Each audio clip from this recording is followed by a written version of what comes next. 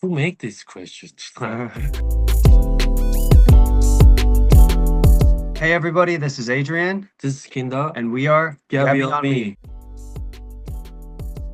Onme. If you get a chance to listen to music on your way home alone after a long day, I really hope you'll listen to these three songs. The texture of them will gently wrap around you and bring out a sense of longing. For me, it's just imagine, I think, being on a sailboat, but you are not a good sailor. That's kind of what the full story of the relationship that we wanted to unpack with this project was. Once you go in a relationship, you're kind of unsure on how to deal with everything, all the emotions, and then you get the gist of it, and then you start smooth sailing. Sometimes there's a storm, there's winds and waves, and then you know you fight all that stuff, and then in the end you get to your destination, and maybe it doesn't work out, it does work out, but in the end, it's you had a good trip. I thought that was actually super cool.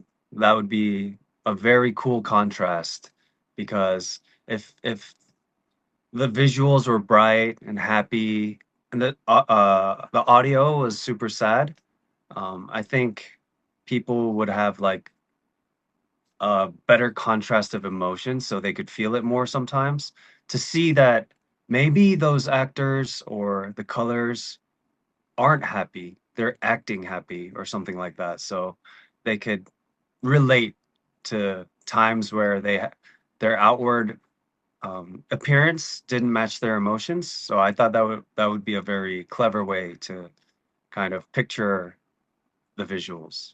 That's pretty detailed. My first thought is honestly, would that even be possible? The main instrument that comes in at the start already sounds really sad. So I think we would describe it more like a hip hop music video. The question really caught me off guard. Mixing wise, the bass is always the hardest element for me. The way you shape the low and can completely change the emotion of a song. So I kept questioning what balance would feel right.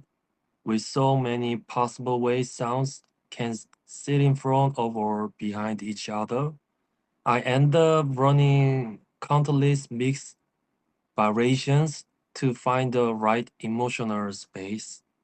Producing wise, in its entirety, the audio and the visuals, I think the most vulnerable part was when we lit the roses on fire for the video, because it kind of like encapsulates like the roses, like the beauty just fading and burning and withering and just turning into ashes. So I think that was kind of like a very like a compact summary of the entire process. To be honest, we shot everything so well that this is a hard one. But if I have to pick, there's this completely unplanned shot where Adrian randomly took his shirt off and lip synced. You can see his whole upper body. And yeah, that one probably shouldn't make it in. Adrian looks great, of course. But the vibe just wasn't set enough. It Yeah, didn't fit the song. Yeah. I agree. So it was like we were testing it out because I was in shape, and then I was getting into like the freestyle aspect of it. So I just like did like a little live set, and then it looked cool on the camera, but when we matched it with the song, it was like a blooper, because like it was more of like a hip hop performance than a melodic performance. So I think that would be the cut that would not make it to the finer director's edit. Mm. Yeah. I think it would be uh the male character that I could relate to. For me, he would just be smoking a cigarette and sighing, and then just shaking his head, saying, "Love is crazy." So whenever they would fight, whenever, you know, something miraculous happens, whenever they would break up, get back together, every time he would just smoke a cigarette and be like, "Damn, love is crazy." So I think that's what my character would say. What about you? Nothing special. I think just yeah, lip shaking, I'd be saying lip shaking. Yeah, lips twitching and shaking. yeah. Yeah, the quiver. Crystal, I was deeply moved by your love. I could truly feel the purity of your devotion. That's what your guy would say, or a lady. That's. I think for me, it would be the third track, "Best Without Me." I think it would form into like this old man, almost nearing death. It reminds me of this. I remember after one of my biggest breakups a long time ago. Um, yeah, one of my uncles, like old uncles, told me. He said, "Love has its different stages, and just imagine you're at a bus stop, and this relationship carried you to a different destination, and you got off, and then you're waiting for the next bus. Facts, So facts. don't just look back on your journey. Don't be sad.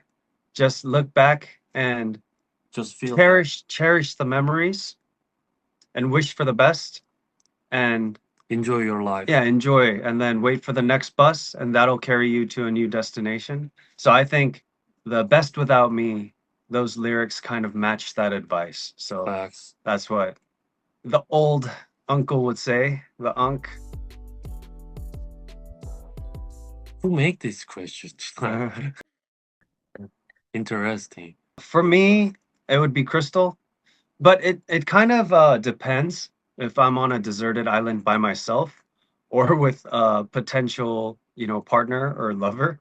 But Crystal is just very exciting and it has a lot of tension when it comes to the lyrics. It's very kind of adventurous and spontaneous and risky. So on a new deserted island, I feel like that song would kind of help.